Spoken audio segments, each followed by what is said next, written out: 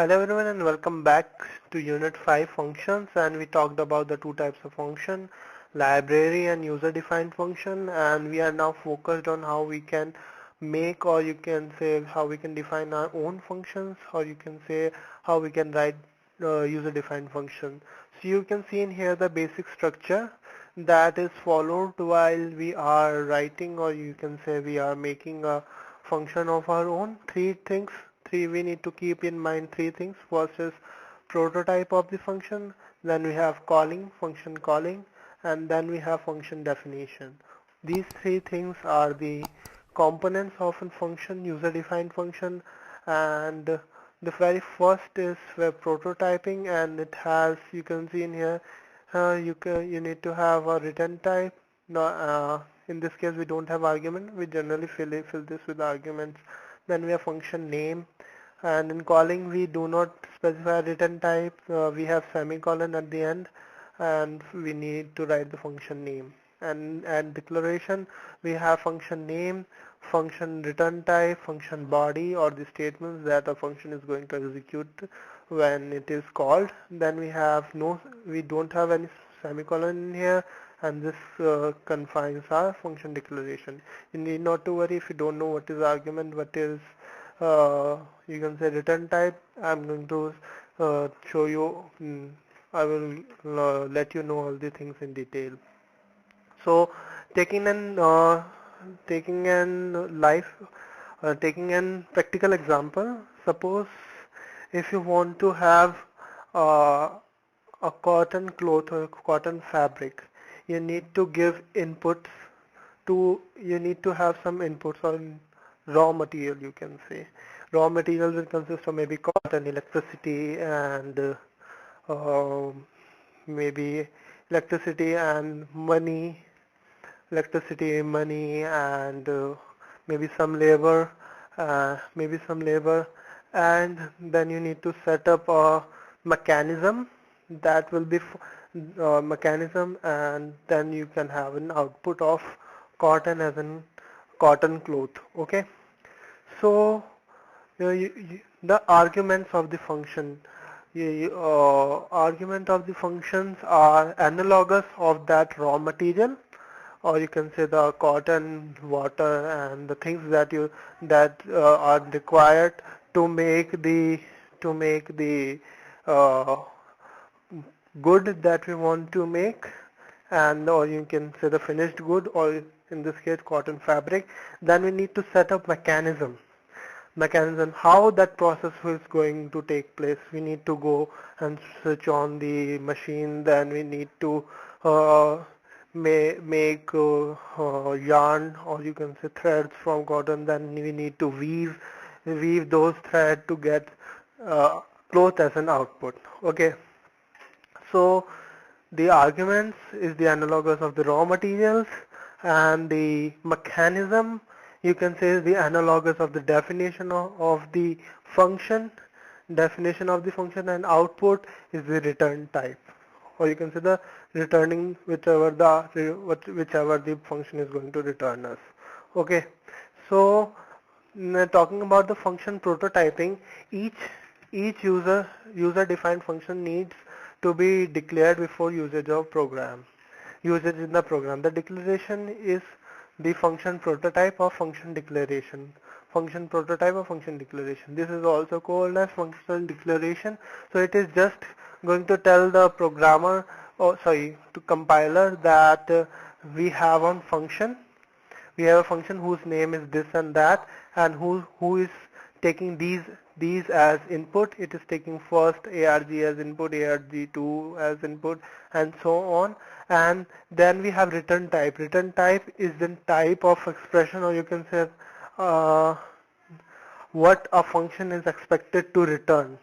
The return type is the valid C data type. Okay, it can be int, char, long, double, anything, and what the function is expected to give us as an output. If it can be an integer number, it can be a floating point number. Similarly goes for the arguments. It can have n number of arguments and n number of types of arguments.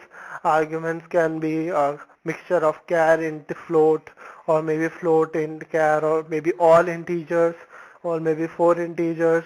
There is no limit of how many arguments you can specify in a function, and there is a while naming the function, you will need to keep a thing in mind that function name will follow the same rule as variable name. The names that are followed while declaring the name of a variable, similar rules are applied, or same rules are applied for the name of the function. Okay. I hope you know know those rules. Then we have the syntax for the definition of a function. So syntax says you need to again specify the return type, then function name, then the arguments within the parentheses, and then we need to specify the statements in the curly brace, and at the end return expression or whatever the thing the function is expected to return. Then we have calling of function. We need whenever we need to call function, or you can say we need to use that function, we just simply need to write its name inside the main function. We need to just specify the name of the function and the arguments value that we want to give. So you can see here in the example we don't have a return type. The point in this example is that the return type is itself void. If the return type is void, function is not expected to return anything. We have return 0 for int main because we are expecting the main function to return an integer variable, and we are returning 0 at the end. Okay, and we have talked about it also. So next up we have an example that we are going to type down right now. So let's have a function, a simple function that will just uh, multiply the given input by 2 and will return its double. Basically it is going to double the number and return it. Okay. So first we need to give the prototype, and for a good program, it is a good programming practice to have prototype before main and declaration after main. This makes our program more clean. So first up we need to have a return type. We are having a return type as int, and then the name that we are taking name as twice, because we cannot name it as double because double is an keyword. Then we need to specify what sort of input will this be having. Obviously it is very obvious that this function will take an integer as an input, so we need to have we need to declare a variable. You can say in here parenthesis I am having a single argument function. We have a single argument function here. It is only taking one argument, and that is an integer number. And you need not to write a variable name. You can just simply write int, and it will simply understand that it is going to take integer as variable. Okay, it is optional. You can declare a variable here, but it is not compulsory at all. Okay, let's go to the definition part. So again we need to specify int and then the name of the function. See, and in this case we need to declare a variable in here, and because that variable is going to store the value, whichever value we are going to provide to the function twice while at the time of calling. Okay, so let's have braces now for the definition, and let's declare a variable y and store twice of x in y. Okay, 2 times x in y, and then return it.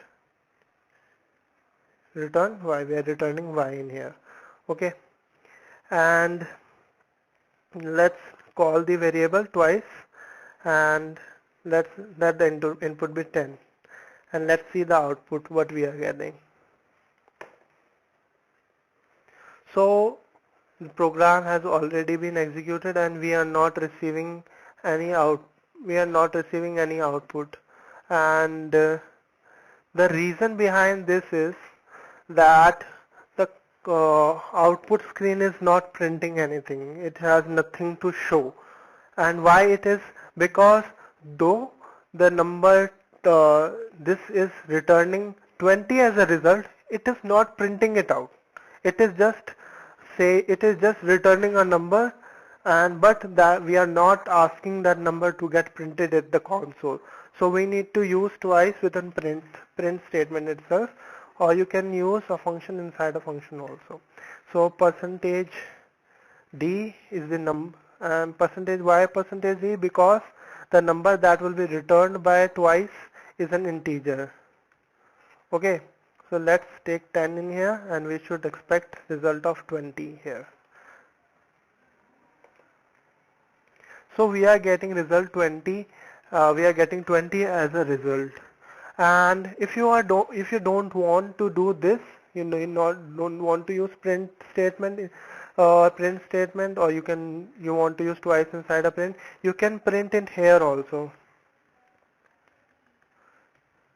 Print a percentage D, and we are going to print Y, and that's semicolon. And if we are going to write in here twice, maybe 45, so we should expect the result of 90. So you see here we just used a function inside the definition of another function. So it is allowed. You can use function inside a function, okay? Function inside a function, and this function is going to know. So what is going to happen? First, the execution will start from the main function itself. Then when this function is triggered, the main function will go to sleep, and the flow of control will go in the hands of twice function. After these execution of these two lines, then the twice function will also sleep, and the function control will go to print function itself.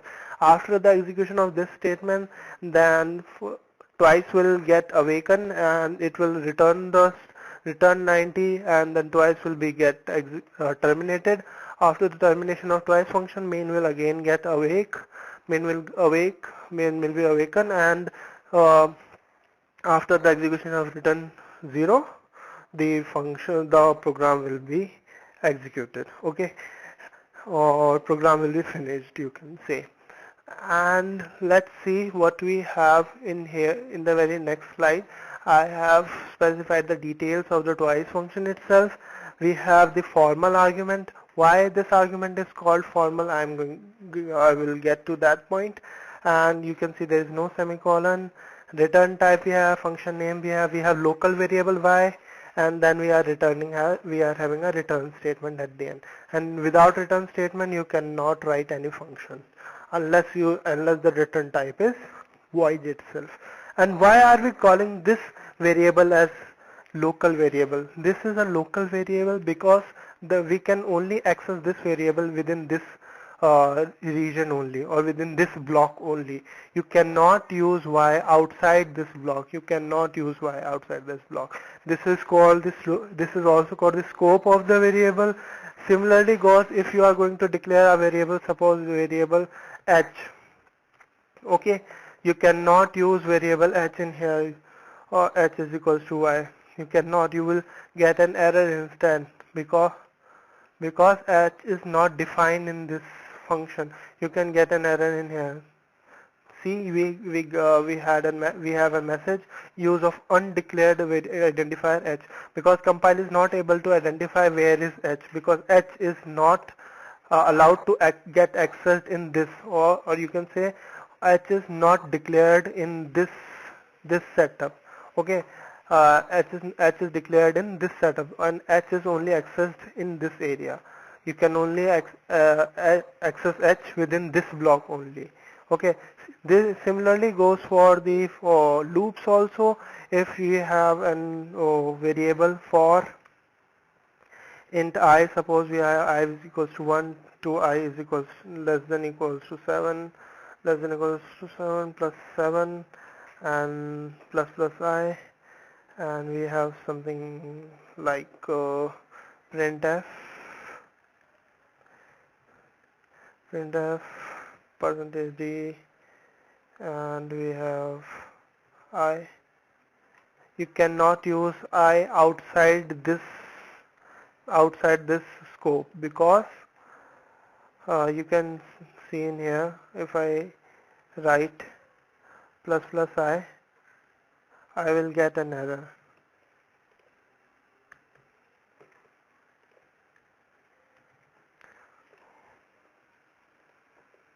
And you can see I again have a message use of undeclared identifier I, because the scope of I is limited to for loop only. But if we are going to declare variable I outside the main, suppose like int I, so you won't see this message now, because now we can access I in this whole block or the main block itself, because the variable I was declared in I block.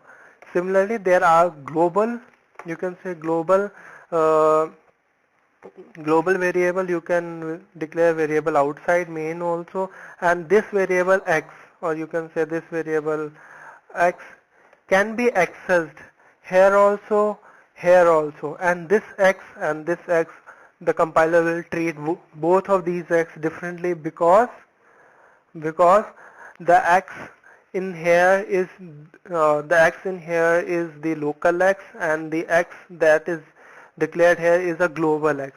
If you want to go through the details, you can see the video or video of scopes of variables, or it's having a scope in the miscellaneous unit itself.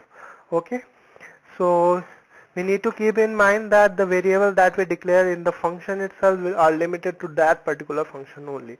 So let's see the process what is going on here. The value 45 is getting copied to x. So the value of 45 is going to get saved in x, and that x is then going to multiplied by y, multiplied by 2, and getting saved in y, and then we are printing the value y here and then returning y also.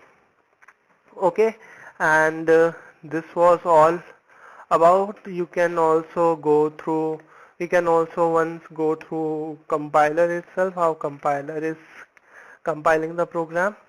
So let's go with the compiler, and we are on the twice function, and the command, or you can say the flow of control, went directly to this step, and you can see the value of x, and there is you can see in here there is a written before x and l written before y, and here l stands for local variable y and a is the argument, that is why a is written over here. Okay, and then we have next, then value is getting printed, it is returning the value, and uh, the scope, or you can say this function is executed, and then we have a program ended with the exit code of 0 itself. Okay, so I hope you have understood the basic functionality of the function. We are going to practice more functions,